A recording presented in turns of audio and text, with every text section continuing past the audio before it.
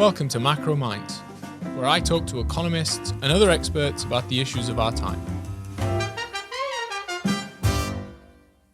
Welcome to episode 4 of Macro Minds. Today I'm the pleasure of being joined by James Nation. He is a managing director of UK politics at Forefront Advisors. He's also a lecturer at Stanford University. Before that, he was deputy director of the number 10 policy unit during the Rishi Sunak administration, and prior to that, he was at the Treasury. James, welcome to Macro Minds. Thank you so much for joining me. Perhaps actually we could start with you doing a better job than I did at introducing yourself and explaining what it is you do and what your interests are. Well, thanks again for having me, Kallum. It's great to be on the show. I think you summed up the kind of recent resume pretty well. But it's been one hell of a year, I suppose, is the understatement, because for me personally, it's been the end of a career in government on both the sort of civil service and political side. So as you said, I was deputy head of policy for Rishi when he was Prime Minister in number 10, worked for the Conservative Party on the manifesto in the last election campaign as well. Prior to that, a few years ago, I worked for Rishi in the Treasury and was a civil servant before then as well. So as I look back kind of over these last few years, I suppose it's a reflection of having been involved in some quite upstream government policy making on areas like housing, for example, as an official. It's then been a story of working closely with him and the great team as we were responding to COVID with various interventions from the Treasury. And then it's, I suppose, just a reflection on several political campaigns, thinking it was all over, then it wasn't, going in to work for the Prime Minister, getting a lot done there, but falling short on other things as well, and just reflecting on that whole experience. And then the big thing for me, as you and I have been discussing, is one of the things I've always wanted to do in my career so far is teach and just have a go at lecturing, maybe trying to exploit the gift of the gab a little bit. And I have, since leaving government in the summer, one of the things I've been doing is I've been teaching overseas students from Stanford University comparative politics.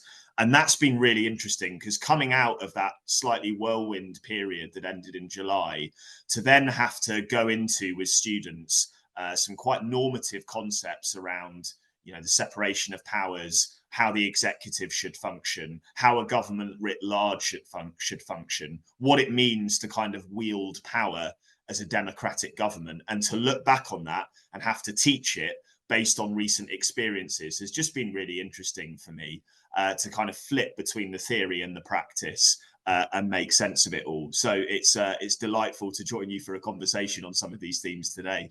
So when we think about power, and let's just think about it from a UK perspective, I mean, the image that comes to my mind, I'm sure others, is yes, Prime Minister. There's this kind of somewhat frustrating and yet funny negotiations between a minister and then the civil servant. So suppose we start off from the perspective of cabinet government, which is the UK setup. Can you just help us understand the framework that we should be thinking about?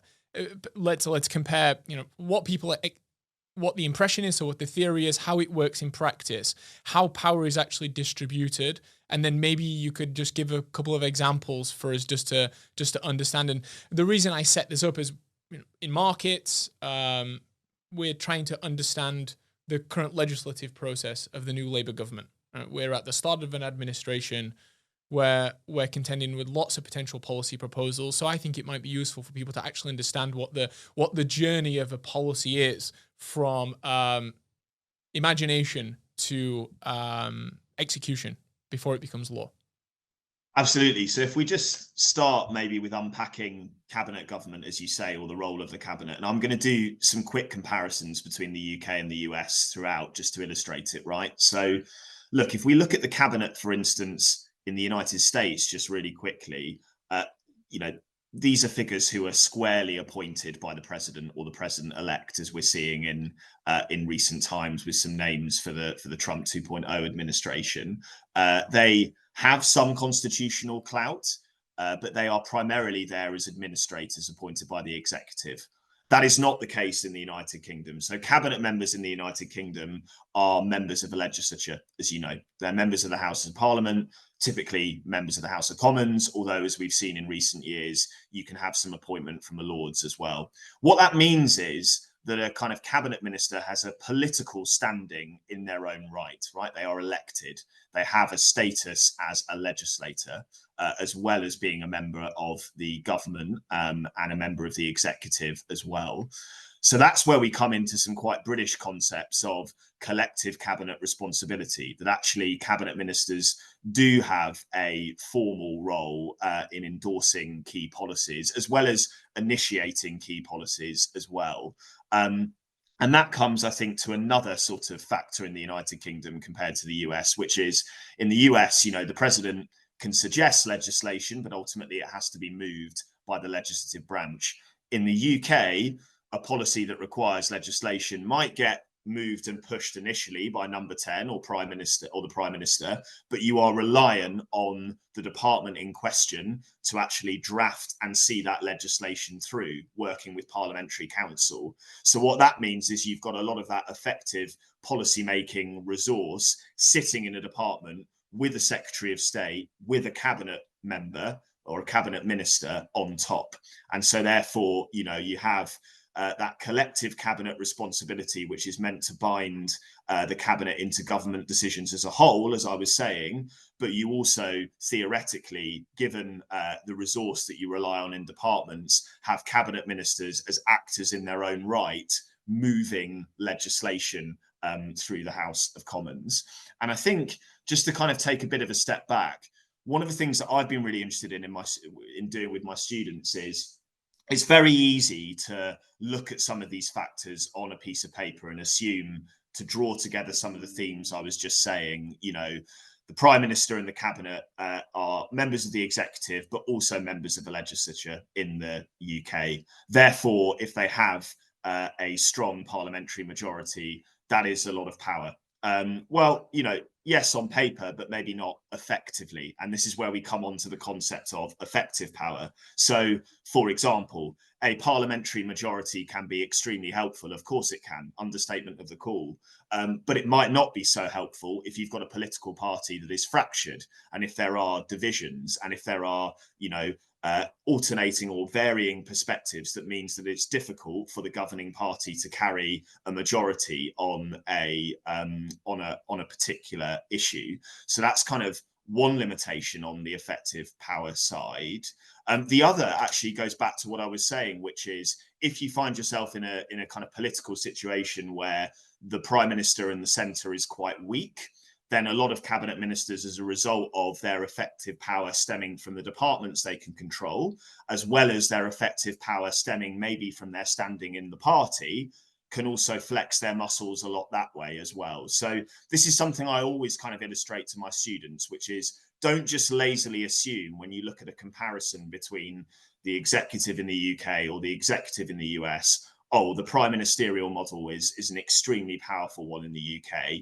Yes, it is when various kind of stars align for you, but there are, as I've just been saying, some other factors as well, which mean that your effective ability to wield power varies. And you've got to look at those political factors, whatever jurisdiction you're in. So that's the way I kind of look at it and unpack it with the guys in the classroom.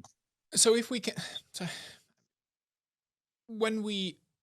let's compare both US and UK. So when we think about the US, one trend which often,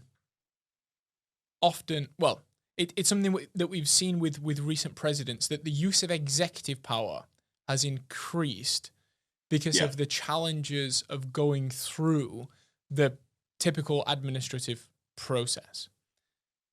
Can you explain in the UK how the process has changed over time, and whether or not you think it's actually working as well as it had done, or if there are some problems? And the thing that just comes to mind is I remember, and this is I'm slightly testing my own history here. In 2010, the Conservative Liberal Democrat coalition introduced the Fixed Term Parliaments Act, essentially to prevent the situation where if a budget did not pass through Parliament, and at that point they were trying to negotiate some significant austerity, it would not automatically trigger a vote of no confidence in government. And that allowed some pretty difficult conversations to happen, with the protection that if the Liberal Democrats and the Conservatives of the coalition couldn't agree, the government wouldn't fail. But then that became a problem, if I'm right in understanding, for Theresa May in passing through her Brexit legislation. If she would have been able to say, actually, if you don't vote this legislation through, the deal with the EU basically for Brexit, the government will fall. It allowed actually 2 years of internal negotiations, noisy internal negotiations to happen. So I'm hoping that anecdote is useful just for people to understand what's happening. But am I thinking along the right lines here when I think about these tools? You are, and I mean that's a great example, right? Because in many ways, as you illustrate, Kallum, the Fixed Term Parliament Act was a check on the wielding of effective power. Because what it did, as you say, is it took away leverage for the Prime Minister and that ability to ultimately, threaten to terminate things, and therefore, the electoral consequences that would then mean following on from that, and using that as a device and a tool to A, keep MPs in line, but B, have some optionality for when you go to the country as well. So I think you've illustrated that one really well. But another thing you said kind of got me thinking of an area that has been of interest to discussions with students. And that actually has been on Treasury matters, if you like, comparing the US to the UK. Because here, I think this one is fascinating if we just illustrate it for a second. In the United States, and it's less my expertise, but I have tested this with a few people, obviously the act of passing a budget has various sorts of constitutional hoops baked in, particularly on the congressional side. So you have various, your appropriations committees, your various structures and checks that are in place before essentially the government can spend money. And we've seen the consequences of that in recent years with periodic shutdowns and debates over discretionary spending as well. My students were fascinated when I basically said to them that when you look at the Treasury Committee in the UK, that is effectively the Chancellor just has to go and talk to them for 2 hours following on from the budget and get through it unscathed. And that actually the Treasury Committee's role in Parliament, yes, there can be grumpy reports. Yes, they have power to, demand that people come in front of them. Yes, as you all know, and as people watching this will know, we all watch eagle-eyed for what Paul Johnson and others have to say in front of that committee following on from a fiscal event. But it's not really a check. And this is why I think we come back to, think back to 2019. Think back to 2019 before that general election. One of the few areas where actually the then Prime Minister Boris Johnson had quite a lot of room for manoeuvre was on government spending. There was a spending review which him and Sajid Javid as Chancellor were able to confirm. And actually, yes, formal estimates which give you an indication of how much money government departments are actually spending in year need to be brought forward before the House of Commons. Yes, a finance bill needs to be passed every year to introduce taxation. But actually, when it comes to the power of the Treasury and the power to spend money as the UK government, there's not all that much by way of check and balance when you compare that to the system in the United States, as I've just illustrated. So I think that's quite an interesting one for sort of people to keep in their minds. Now, there's one final thing I'll say, though, just to link it back with our earlier conversation, which is it comes back to the power and the role of the Chancellor of the Exchequer, though, because we come back to cabinet government, we come back to who's one of the more powerful cabinet ministers. Well, really, the Chancellor of the Exchequer should be pretty much at the top or near the top of that list. So there, the kind of check becomes more of a political one, where if you have a Prime Minister who wants to splash the cash and you've got a Chancellor who's a bit more resistant or worried about doing that, well, then you maybe rely more on that number 10, number 11 interaction, which I've seen from both sides as being the way in which you manage this. But you've not got a sort of formal legislative process as much as you do in the United States.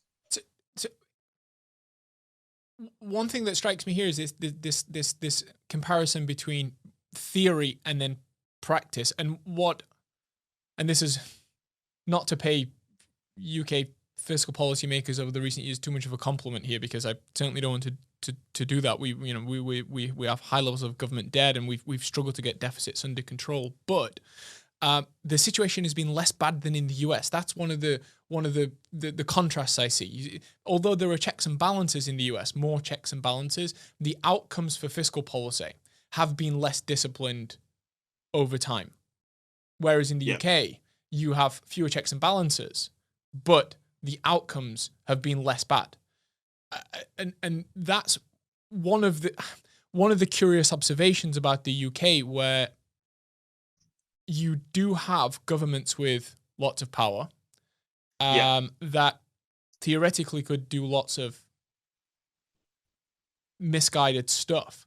But actually, when you look at the outcomes over time, they tend to be fairly good. So what's the process that's behind that? Who's playing the role, the anchor in the UK that allows good policy outcomes to consistently or to get into a situation where you consistently avoid very bad policy outcomes, versus the US, where you have a lot of formal infrastructure which acts as a check and balance.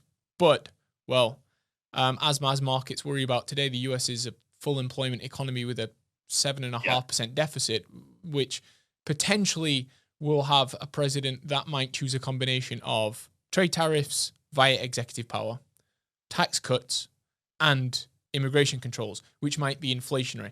It's not my base case that this turns out bad, but at least one would imagine, with such a high level of debt and such a large deficit, an inflationary anti-growth policy mix wouldn't be advisable, and yet it looks as if Donald Trump, if he really wanted to, would get that policy through. In the UK, I can't really conceive of that situation. We had the example with Liz Truss, but very quickly the bad policies were put to an end. So what is the practical difference? Well, I suppose, and I was thinking this when reflecting on my previous answer. I of course didn't mention the OBR, and I think as part of any conversation, we have to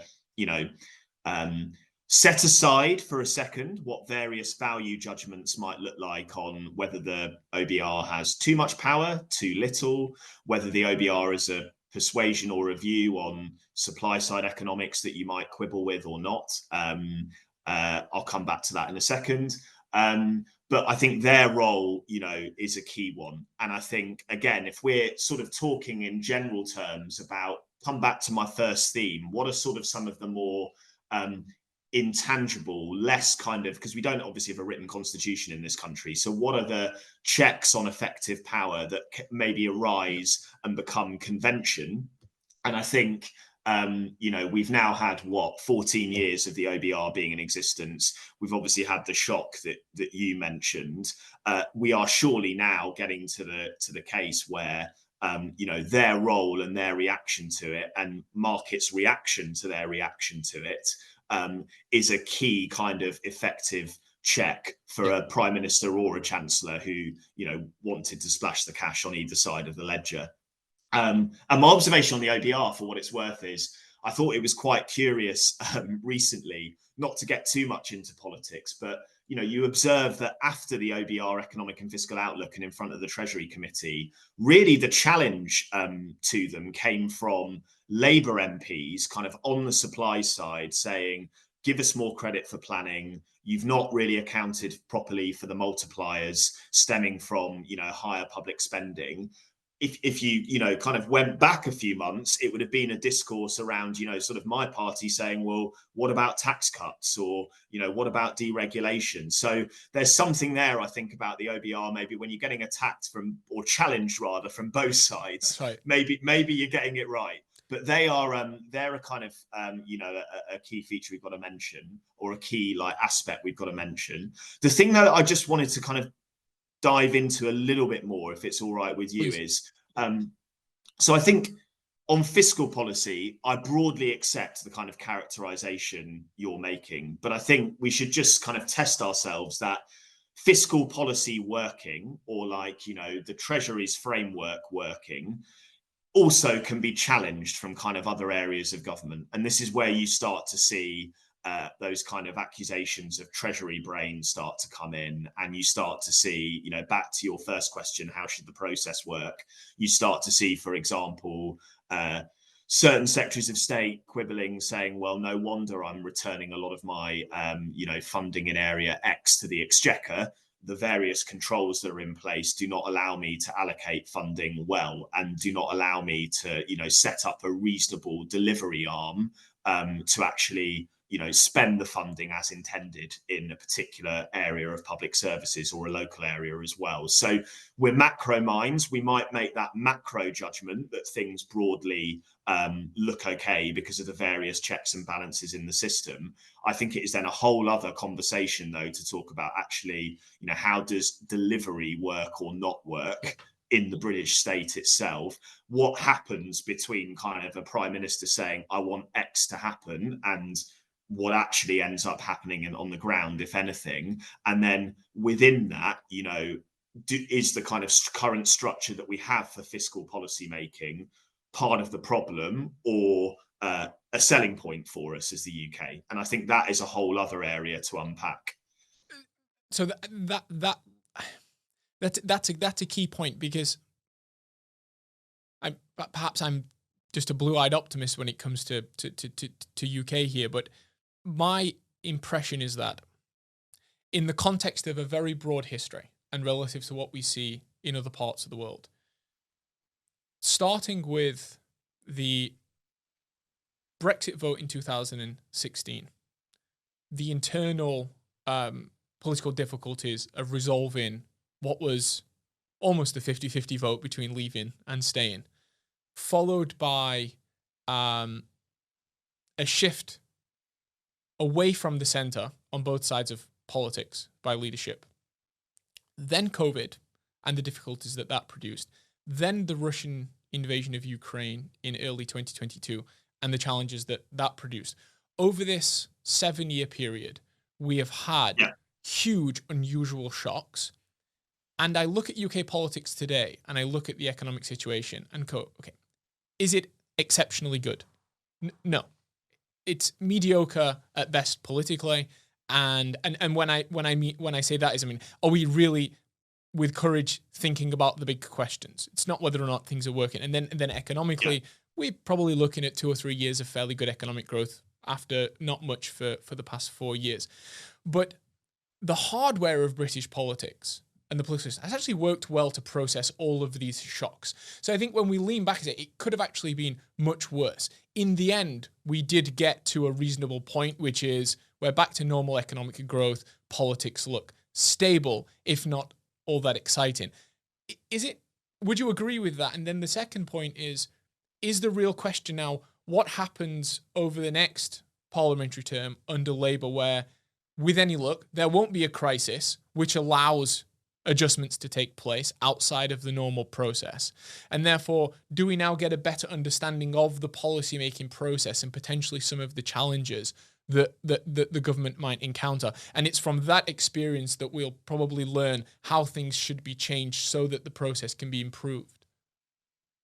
Those are a really interesting group of thoughts. I think a few things I'd say in response. I think you and me both, Kallum, would agree on this one. Let's not rule out an external shock from somewhere in the next few years. I mean, I couldn't have just had the period I've had working in government and not say that, right? So I think, and that then relates actually to a second point, which you and I have discussed before, which, again, my politics won't surprise anyone, and I don't even want to be too political here, but I think the cautionary message I'd have for the current government is, even if actually headwinds become tailwinds and we're broadly looking okay over the next few years, we don't have another pandemic related shock or a defense related one, you can't just be passive as an administration. You have to actually have an agenda and work out what it means to wield power in order to achieve that agenda. And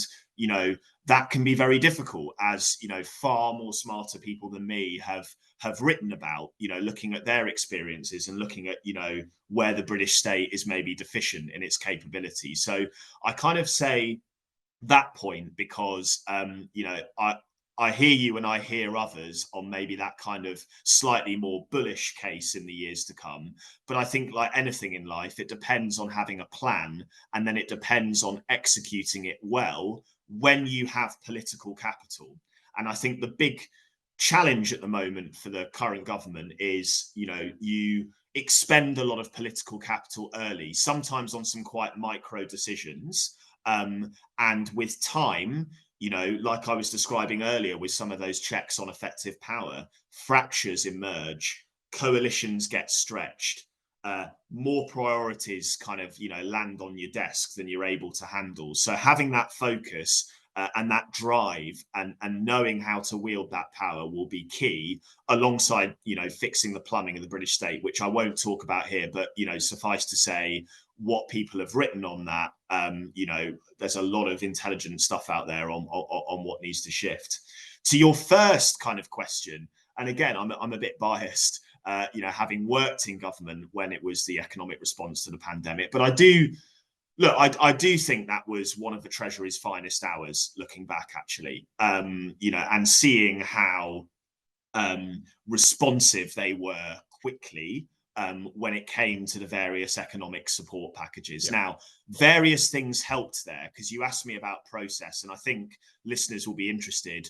How did the stars align? Did it just take a crisis to kind of force that focus? Well, I think various observations I'd make is, with some of the financial interventions, or many of them, the Treasury with its delivery arm, HMRC, was able to control them directly.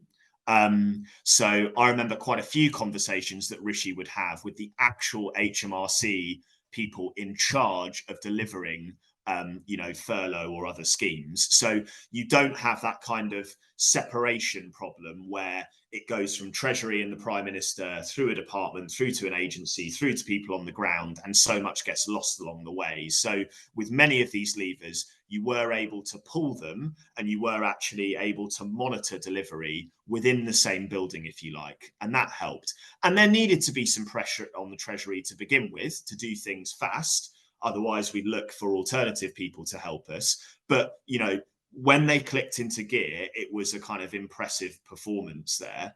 And I think if I kind of generalize out then, and come back to that question of, well, did it just take a crisis to focus minds?